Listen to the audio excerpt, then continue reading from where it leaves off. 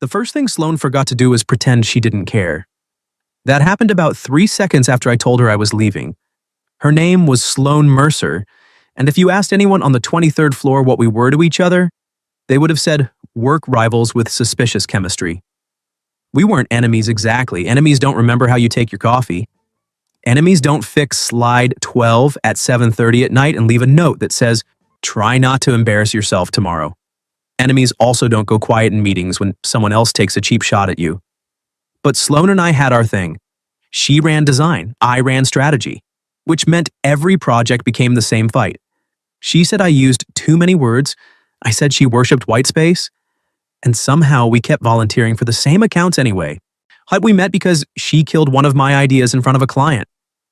A week into my first month, I was presenting a positioning draft when Sloane cut in, looked at the screen, and said, "If we use elevated comfort as the line, this campaign will die in a beige room." The client laughed. I wanted the floor to open. After the meeting, I caught up with her and said, "You could have waited until we weren't in front of the people paying us." She kept walking and said, "You could have written something less dead on arrival." That should have been the end of it. Instead, we argued all the way to the elevator, and by the time the doors opened, we were both pretending not to smile. After that, it got worse. Late nights in glass conference rooms, coffee brought without asking. Arguments over decks that sounded suspiciously like flirting if you stood close enough. Sloane never flirted openly. That would have been easier. Instead, she dropped protein bars on my desk when I skipped lunch. She messaged, "Your client is about to ask for revisions they already approved. Breathe or commit murder." She glanced at my tie before a pitch and muttered, "That color makes you look dishonest," before fixing it herself. The firm had been dangling the same promotion in front of both of us for months. Bigger title, bigger clients, same speeches about healthy competition. The truth was, I stopped caring about the promotion around the same time I realized I was building too much of my week around a woman I technically argued with for a living. Then a recruiter called, then another. Then one of them sent me an offer good enough to stop feeling theoretical. Better money, better hours, smaller team. I took the interviews mostly to remind myself I had options. By the time I signed, there was exactly one reaction I couldn't stop thinking about. Not my boss's, not HR's, Sloane's.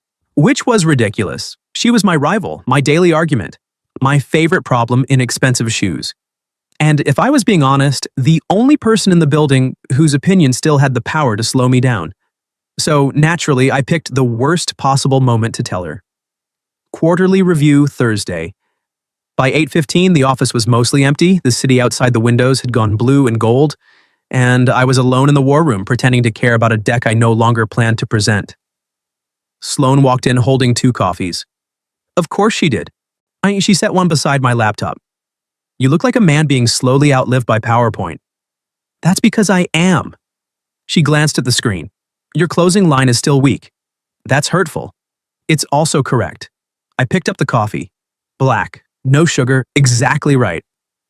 She leaned against the glass wall, sleeves pushed up once, hair in the low knot she wore when she'd been here too long. She looked tired around the eyes in a way only someone watching closely would catch. Unfortunately, I had been watching closely for months. "What?" she said. I blinked. What? "You're staring at me like you're either about to ask for help or do something stupid. That feels unfair. That feels accurate." I looked down at the coffee, then back at her. I accepted another offer. No build-up. Straight through the middle of it. Sloane didn't move. For one beat too long, she did absolutely nothing. Then she smiled the way people do when they think they must have misheard something too stupid to be real. "I'm sorry. I got an offer last week," I said. "I signed this morning." The smile vanished. Completely. "You're leaving." I nodded. "For where?" I told her. She laughed once, short and flat. "That place?" Very professional response. "That place recruits like a cult and presents like a TED Talk had a breakdown. They're paying me 40% more." "Fine," she snapped. "Then they're a well-funded cult." I almost laughed. Then I heard her voice properly, not sarcastic, not amused, wounded. She set her coffee down too hard. And when were you planning on mentioning this?" "I just did. That is not an answer. I found out last week. You signed this morning. Yes.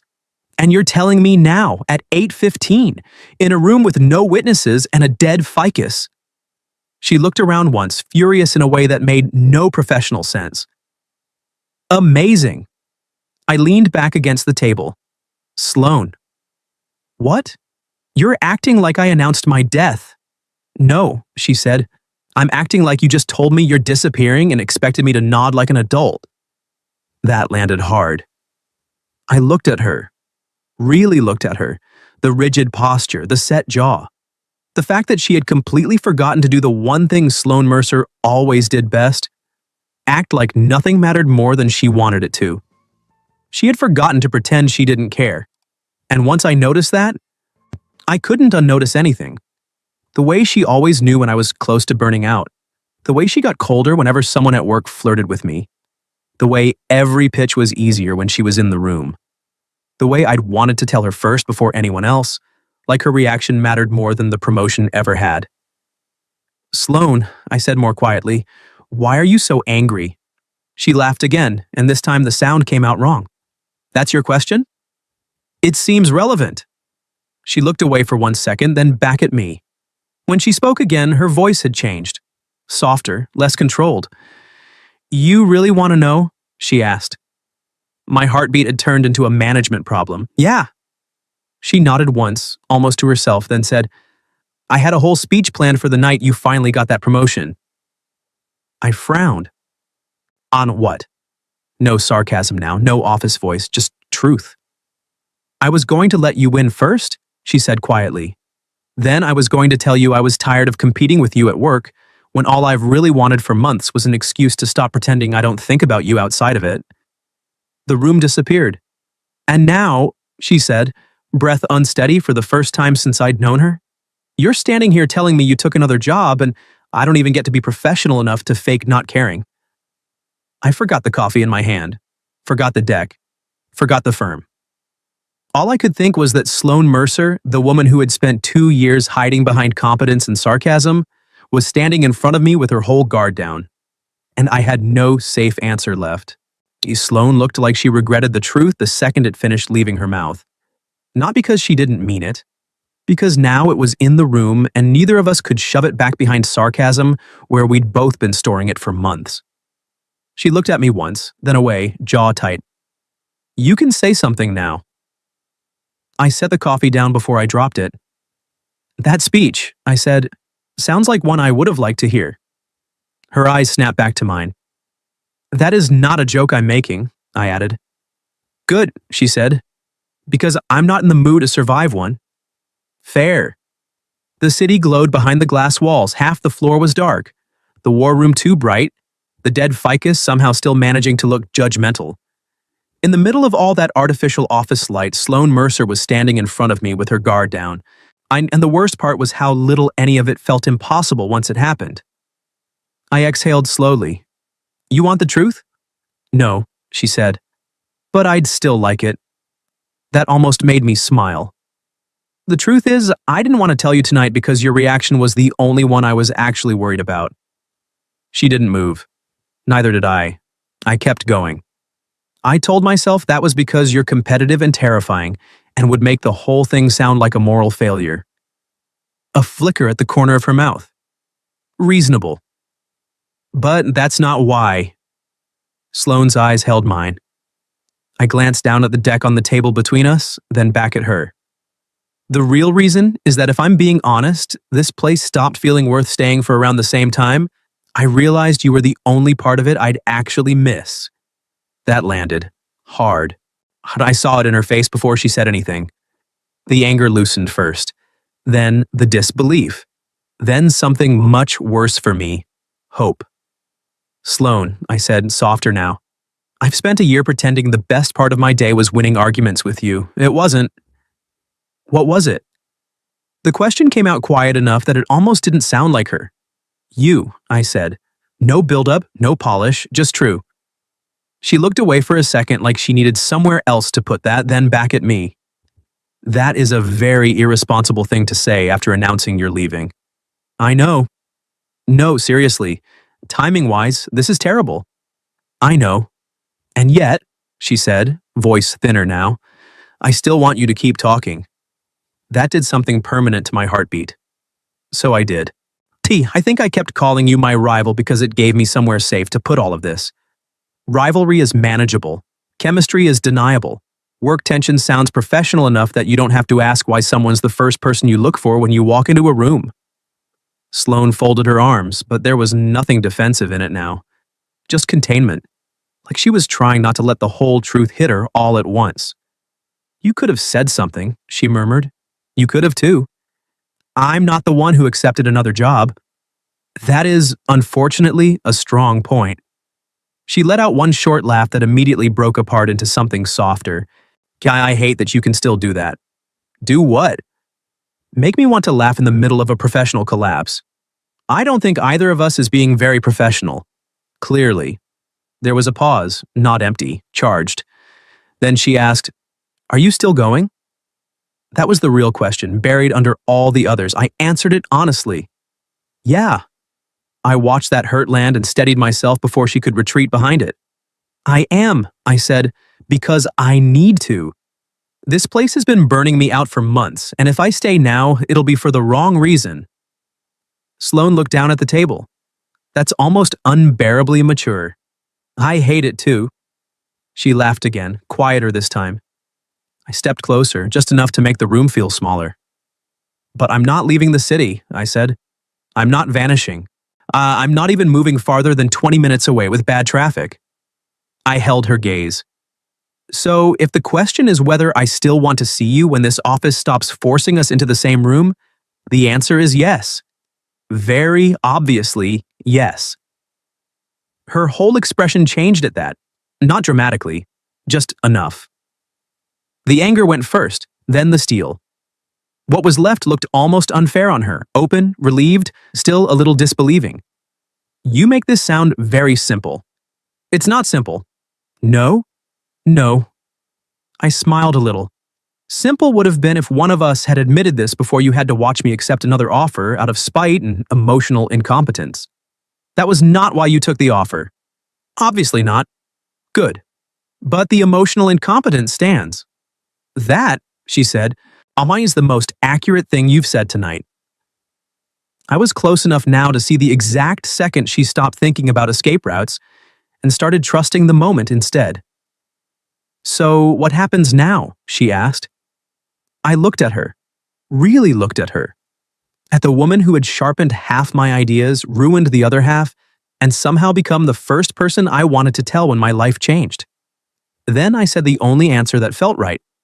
Now I ask you out before one of us turns this into another argument. Sloane blinked. That's your move? It feels overdue. That is annoyingly effective. I've been taking notes. She tilted her head, fighting a smile. On me? Constantly.